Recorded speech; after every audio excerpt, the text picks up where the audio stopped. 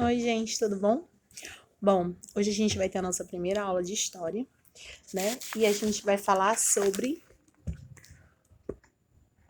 um novo lugar para viver, tá? Então, antes da gente começar a falar do livro, eu queria explicar para vocês o que é história e qual a importância de estudar história. Bom, história é o estudo do homem dentro de um espaço e de um tempo, né? E para que serve estudar história? Bom, estudar história serve para você entender como a humanidade chegou no ponto que você está. Houve todo um processo até que a gente chegasse até aqui. Por exemplo, hoje você pode estudar com tablet. Essa educação ela ainda não é unificada, ou seja, não é para todo mundo. Porém, de acordo com o que vem sendo estudado, é um processo que em breve todo mundo vai ter uma educação tecnológica. Por quê? Porque a geração de vocês é tecnológica. Então, é óbvio, em algum momento, todo mundo vai estudar de forma tecnológica. Bom, mas sempre foi assim? Não. A educação ela passou por todo um processo, né? Doloroso para algumas pessoas, com palmatória, repressivo para outras, quando a mulher não podia estudar ou estudava para ser uma boa esposa, não podia ter disciplina, né? Antigamente na escola era proibida a interação entre alunos, né? Hoje o menino quer voltar para a escola, tá com saudade do presencial, não é do ensino, da educação. Ele tá com saudade do coleguinha. Antigamente as pessoas não tinham amigo da escola porque não era permitido, a criança não falava na escola, né? Levava palmatória se a professora achasse que foi desrespeitada, né? Houve um tempo em que o celular era o inimigo da escola, considerava o celular como se fosse um atraso na educação, porque dispersava. Hoje, o celular é uma ferramenta, ou seja, então é preciso você saber todos os processos que ocorreram até que hoje existe essa permissão. E através desse processo é que eu posso dizer que futuramente todo o ensino será de forma tecnológica. Será que vai ser tipo Jetsons? A gente vai estudar em naves espaciais? Aí ninguém sabe, né? Tem que fazer um estudo no processo. Mas que será tecnológico é fato, entendeu? E como é que ocorre, né, esses avanços? Ele vai dar miscigenação de cultura, ou seja, uma pessoa lá dos Estados Unidos que inventou algo, ele traz aqui para o Brasil e vai ficando tudo unificado. Esse é um chamado processo de globalização, né, que hoje é mais fácil devido também à tecnologia, devido aos meios de comunicação, ao transporte, né, mas também houve um grande processo, uma grande revolução para que isso ocorresse, né? Antigamente acontecia de outra forma, era nos navios, nos trens, né, demora com tempo, né? Então, por exemplo, essa moça que parece uma indiana, quando ela sai da Índia para vir para o Brasil, ela no país dela, ela é uma emigrante, né? Ela emigrou para outro lugar. Mas quando ela chega aqui no Brasil, ela é uma imigrante. Então esse processo é chamado de imigração.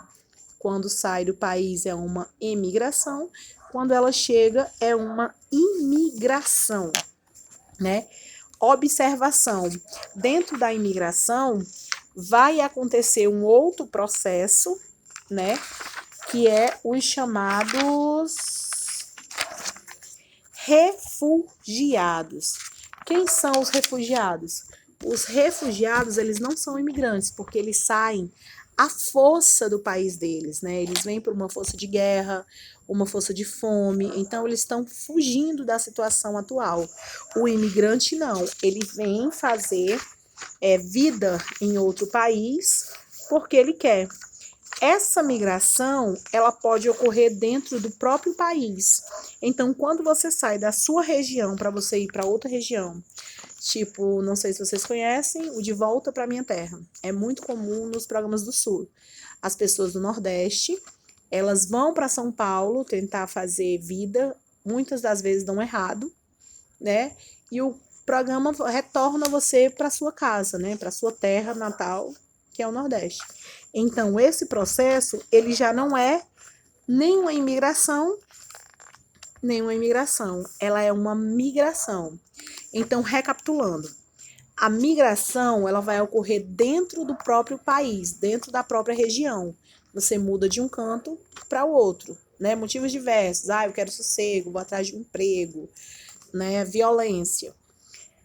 E a imigração é sobre uma mesma pessoa. Quando eu saio do meu país, eu fui para o Brasil, eu saí do Brasil e fui para os Estados Unidos, então eu sou uma emigrante. No Brasil, eu sou uma emigrante, eu saí do Brasil. Nos Estados Unidos, eu sou uma imigrante, né? Para isso, existe todo um processo que acontece na Receita, né? Que é a liberação e tal. Muitas pessoas pedem um visto provisório para ver se vão se acostumar, né? Pede para estudar, pede para trabalhar, mas esse é um visto provisório. O imigrante não. O imigrante ele está decidido a ficar naquele país e fazer uma nova vida lá. É dessas imigrações que acontecem toda uma evolução social, né, na sociedade, e que existe a unificação de culturas. Por exemplo, aqui você vê o pessoal do sul, né, todo mundo louro, dos olhos azuis. Por quê? Eles são imigrantes italianos, a cidade quase toda é de imigração europeia. Então tem uma raiz muito forte dos costumes de tomar chimarrão, a cor da pele, né? Já a Bahia, não, a Bahia ela é teve muitos imigrantes africanos, né? Muitos escravos libertos que fizeram vida por lá. Então, as pessoas são negras, o costume a religião é a Umbanda, né? Esse mesmo processo que ocorre da unificação das culturas, ele ocorre com a evolução tecnológica e a evolução de costumes. Então, até aqui a página 17, até a página 17 do livro, na verdade até a página 17 não, até a página 20 do livro, os assuntos que serão dados só serão esses. Imigrante, a diferenciação entre imigrante, emigrante, para facilitar, o imigrante é igual ao importado, que é aquilo que vem de fora, importado para produtos, imigrantes para pessoas, emigrantes, pessoas que saíram e foram, e exportado, produtos que saíram e foram para fora. O turista é aquele que veio recentemente, né? Aquele que vem pelo período curto, ele não quer ficar, ele vem aproveitar alguma coisa. E o refugiado é aquele que foge do seu país, ele ama o país, mas por algum motivo ele tem que fugir e ele vai pedir asilo, ele vai pedir casa em um outro país. Ele pode ficar permanentemente, porque é inviável a volta dele para o país, mas ele pode também ficar até que a situação se resolva, né? Existe também um outro termo que eu queria falar para vocês, que é o deportado. Quando é que essa pessoa é deportada? Quando ela entra no país sem autorização. O imigrante, ele sai com autorização, ele entra com autorização. O emigrante, ele sai com autorização. O turista, ele entra. A pessoa com visto temporário, ele entra com autorização. E o migrante, normalmente, ele não precisa de autorização de nada, porque é dentro de uma própria região. E o refugiado também. Quando que a pessoa é deportada? Quando ela entra de forma escondida, né? De forma não é legal o jeito que ela entra. O país proíbe, precisa de um processo, como eu disse, precisa de um visto para que você entre no país, e a pessoa tenta burlar isso. Então, quando ele é pego, ele é deportado, ou seja, ele é devolvido para o país dele, o país de onde ele saiu. Pronto. Sabendo disso, eu vou pedir para vocês uma atividade bem simples, né? Bem simples, que vocês vão ter o prazo de uma semana para me dar. Domingo à noite, começa a aula na segunda, até domingo à noite eu estou recebendo essa atividade, tá? E por que com prazo tão grande? Porque eu tenho ciência que vocês ainda estão tendo aula com os professores efetivos, e para evitar o acúmulo de atividades, mesmo sendo uma atividade simples, não precisa da ajuda do papai nem da mamãe, tá? Nem de nenhum responsável. Mesmo sendo uma atividade simples, né? Vocês têm outras atividades, né, dos professores efetivos.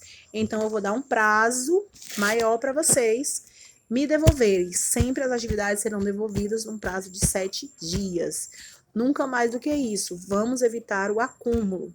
A individualização do WhatsApp foi justamente para favorecer isso, evitar o acúmulo de atividades. Então, vocês têm até domingo para me devolver.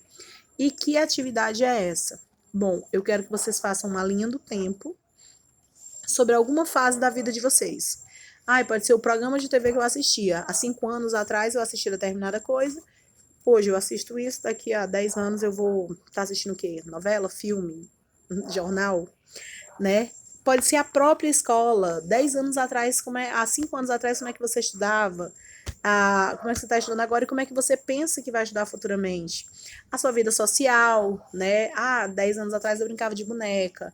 Hoje eu sou uma criança que só pensa em estudo. Daqui a 10 anos eu vou estar casada? Não, eu vou estar estudando. Pode ser a sua vida. Eu só quero uma linha do tempo. Ainda vou ser muito permissiva, né? Quanto à apresentação dessa atividade. Vocês podem me enviar um desenho, ou seja, só o desenho, mas por favor, com capricho, né? Nada de bonequinho com perninha de palitinho. Mas eu aceito o desenho, se o desenho for com capricho. Aceito só escrito na indicação, há 5 anos, tá. 10 anos, tá. 10 anos. Ou num texto corrido, ou seja, um texto em prosa completo. Há tantos anos atrás eu estaria assim e tal.